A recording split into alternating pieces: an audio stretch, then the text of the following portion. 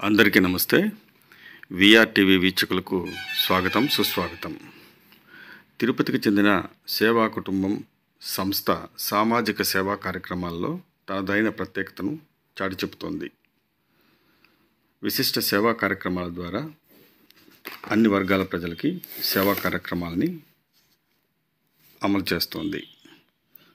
తిరుపతిలో చదువుకుంటున్న విద్యార్థులు, పోటీ పరీక్షలకు సిద్ధమవుతున్న నిరుద్యోగ యువతకి అన్నప్రసాద వితరణ కార్యక్రమాన్ని సేవా కుటుంబం నిర్వహించింది.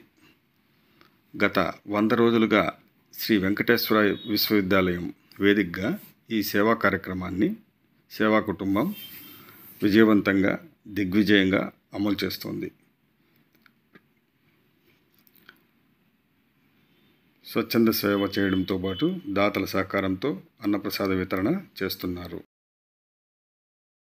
రేపు మార్పు చెంది మంచి చదువుకుని కూడా వీళ్ళ వల్ల కూడా ఇంకో 10 మంది ఉపయోగపడాలని ఆలోచనతో చేయడం చాలా మంచి కాన్సెప్ట్ ఇది. దీన్ని మీరు కూడా గుర్తించి మీరు ప్రయోజకులు అయిన తర్వాత కూడా ఇట్లాంటి కార్యక్రమాలు, సేవా కార్యక్రమాలు మీ ద్వారా 10 మంది చదువుకునే విధంగా కల్పించాలని కూడా కోరుకుంటున్నాను. ఈ కార్యక్రమాన్ని సేవా కుటుంబం ద్వారా చేయడం అనేది ప్రతిరోజు సర్వీస్కి వచ్చిన వాళ్ళని మేమే ఈరోజు మాత్రం వచ్చిన గొప్ప అని చెప్పడం లేదు, కానీ మాకు అవకాశం ఈరోజు కల్పించినందుకు కూడా సేవా కుటుంబం ప్రత్యేకంగా అభినందనలు. అలాగే పెద్ద ఆయన సార్ గురించి కూడా శ్రీదేవి గారు చెప్పారు, ఈయన వంటల గంటలు తయారు చేయించుకొని దగ్గర నుండి చేపిస్తున్న విషయం నాకైతే పరిచయం లేదు, కానీ నాకు చెప్పిన మాటలు బట్టి చెప్తున్నాను.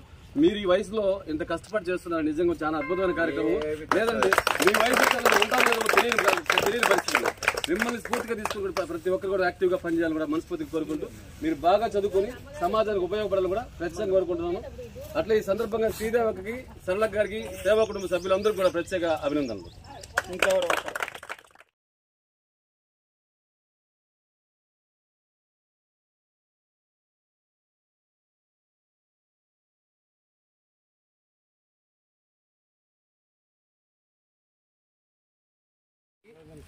మనం 100 రోజులు పురస్కరించుకొని మరి ఆర్యవైశ్య మరి మన సేవా కుటుంబం మరి వాళ్ళ గ్రూపులు ఉన్నాయి, వాళ్ళందరూ కలిసి మరి అన్నదానాన్ని, మనకు అన్నదానం అనకూడదు, మనకు భోజన వసతి ప్రతి ఒక్క దాత కరుణామూర్తి అయి మా పిల్లలకి మేము పెట్టాలన్నటువంటి సంకల్పంతో మీరందరూ కూడా ఇంకా ఎంతోమంది మీ వెనక ఉండి పంపిస్తూ మాకు కృషి చేస్తున్నట్టు మీ అందరికీ ధన్యవాదాలు తెలియజేస్తూ, అదేవిధంగా విద్యార్థులు దాదాపు 200 మంది తిన్నారు, వాళ్ళు వెళ్ళిపోయినారు అనేటువంటి భావన కాకుండా వీళ్ళెవరో ఉన్నారో వాళ్ళు నిజంగా జెన్యూన్, వాళ్ళకందరికీ మనం పెద్దలుగా థ్యాంక్స్ చెప్పాలి.